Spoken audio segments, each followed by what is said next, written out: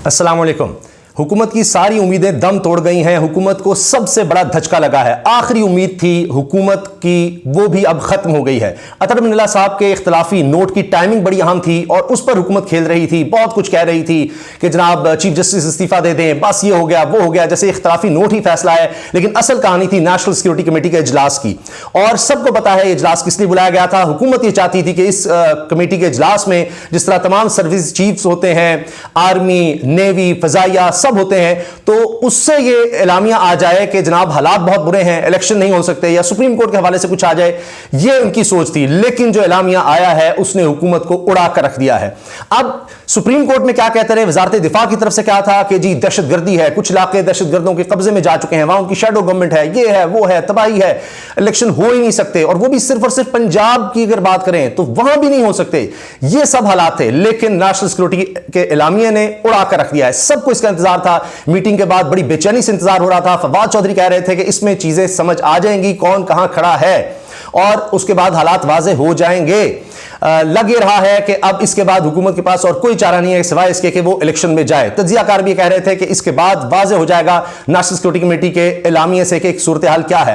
आपको याद होगा मैंने हालिया वीडियो में भी जिक्र किया था कि इमरान खान साहब की यहां भी कॉपी हो रही है, सारी हुकूमत उनकी कॉपी कर रही है कि जब यह सारा रजीम चेंज हो रहा था तो उस वक्त इमरान खान साहब ने जो किया, जिस तरह से इजलास बुलाए, काबीना के इजलास हो रहे थे, और उसमें खास तौर पर नेशनल सिक्योरिटी कमेटी का इजलास हुआ जिसमें साइफर डिस्कस हुआ और कहा गया कि ये साइफर जो है ये पाकिस्तान के अंदरूनी मामलात में मुदाखलत है, और इस पर पाकिस्तान ने फिर डिमार्च किया, एहतजाज किया, और इसमें लिखा गया था इलामी में। फिर शहबाज शरीफ साहब ने दोबारा आकर भी कहा कि शायद उससे हट सकें किसी तरह से साइफर से, लेकिन वो नहीं हो सका।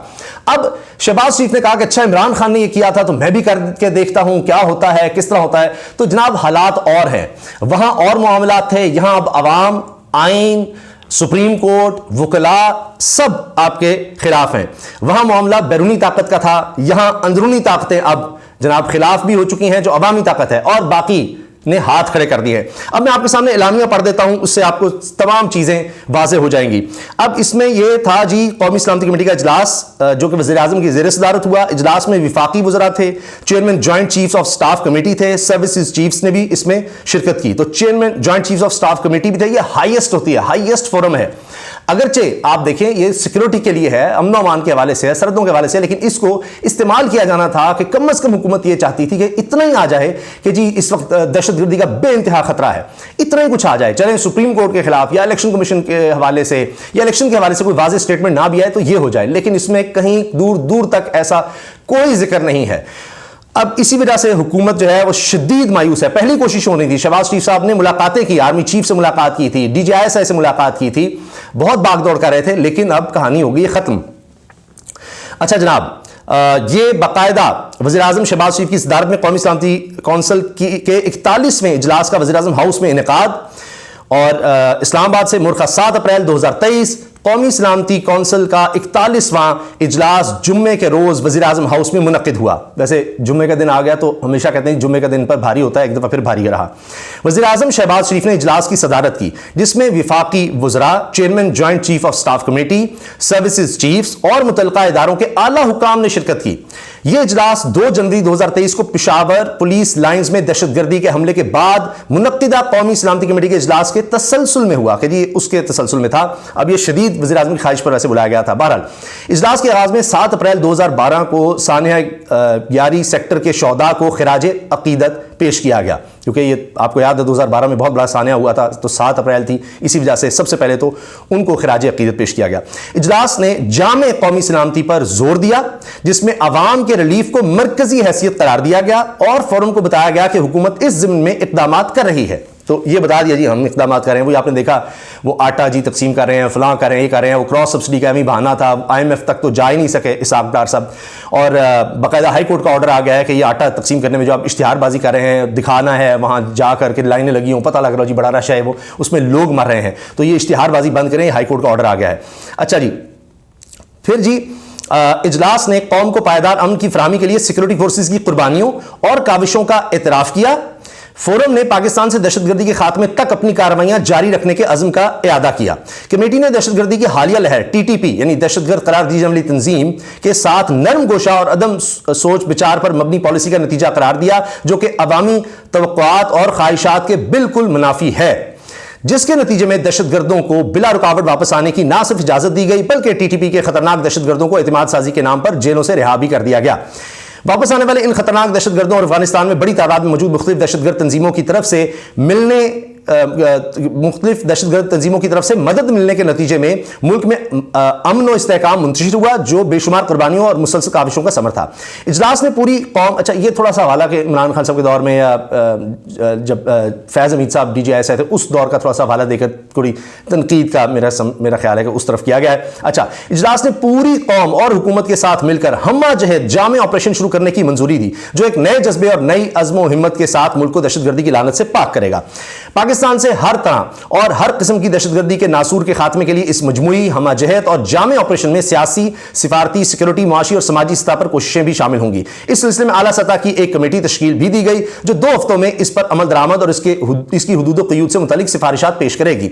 इजलास में मुक़्तदर इंटेलिजेंस एजेंसी के कामयाब ऑपरेशन को बहुत सराहा गया, जिसमें उन्होंने इंतहाई मतलूब दहशतगर्द गुलजार इमाम उर्फ शंबे को गिरफ्तार किया, जो दहशतगर्द बलोच नेशनल आर्मी और ब्रास के बानी और रहनुमा और एक अरसे से मुख्तलिफ दहशतगर्दी की कार्रवाइयों में मुलव्वस था। तो ये तो बड़ा अच्छा है जी, दहशतगर्दों के खिलाफ ऑपरेशन हो रहा है, बहुत अच्छा है, बेहतरी हो रही है, इस तरफ इशारा है। कमेटी ने बढ़ती हुई नफरत अंगेजी माशरे में तकसीम और दरपर्दा अहदाफ की आड़ में रियासती इदारों और इनकी क़यादत के खिलाफ बैरूनी स्पॉन्सर्ड जहरीला प्रोपेगेंडा सोशल मीडिया पर फैलाने की कोशिशों की शदीद मजम्मत की और कहा कि इससे कौमी सलामती मुतासर होती है। ये बात पहले भी ज़ाहिर आई थी और उस वक्त हो गई थी।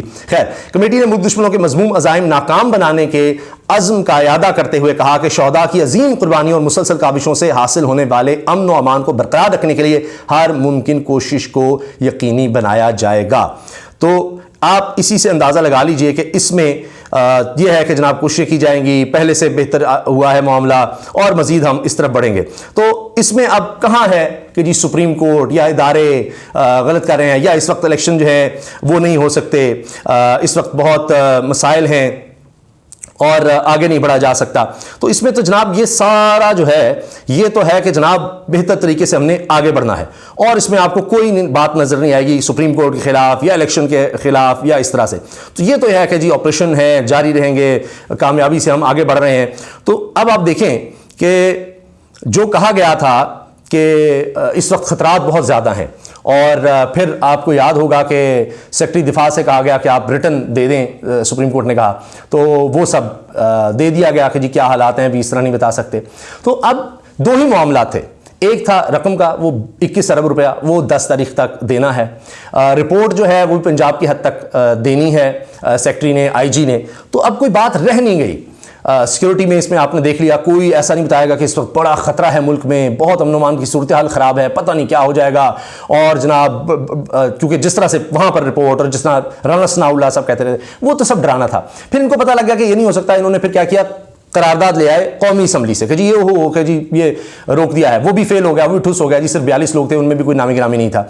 तो ये भी उन्होंने कहा कि यानी हर इदारा इन्होंने इस्तेमाल कर दिया, हर इदारा, सुप्रीम कोर्ट के अंदर जनाब लड़ाई डालने की भरपूर कोशिश और सारा कुछ, सारे इदारे कमज़ोर करने की कोशिश। इसी तरह इन्होंने फ़ौज की तरफ से भी, तमाम इदारों की तरफ से, सबको इसीलिए इस्तेमाल किया, FIA, पुलिस, एंटी करप्शन, सबको कि जी इलेक्शन नहीं होने चाहिए, पकड़ धकड़ करो। इमरान खान, उनके खिलाफ आज भी मुकदमात और अजीबोगरीब मुकदमात जो पहले उड़ रहे हैं, इनसे की तसल्ली नहीं हो रही कि इतने 150 बना दिए हैं, लेकिन वो उड़ते चले जा रहे हैं। 8-8 मुकदमे में इकट्ठे इसलिए रिलीफ मिलता है कि मुकदमे उस तरह के जाली होते हैं कि जनाब कहना पड़ता है कि इसमें तो FIR जो है वो इमरान खान के हवाले से नहीं है, एक भी सबूत नहीं है, स्टेट बैंक से सारा कुछ हुआ है, मुन्ना फंडिंग को देख लें, बाकी चीज़ों को देख लें, तो एक और गद्दारी का मुकदमा। ये सिर्फ इसलिए भी था कि जनाब दिखाएं कि जी हाँ जी नहीं हम साथ हैं, ये है वो है कि जी इमरान खान को रोकेंगे। तो ये सब ऐसे ही था, लेकिन अब वाज़ेह हो गया है, मैंने एलामिया का एक एक लफ्ज़ आपके सामने पढ़ दिया, इसमें कहीं ऐसी कोई बात नहीं है कि जिसकी वजह से इलेक्शन रोके जा सकें या कोई खतरा हो। और ये मैं आपसे अर्ज़ कर दूं कि सिर्फ पंजाब की हद तक भी अगर पाकिस्तान इलेक्शन नहीं करवा सकता तो कितना बड़ा सवाल होगा हमारी सिक्योरिटी पर, हमारी नेशनल सिक्योरिटी पर। ये तो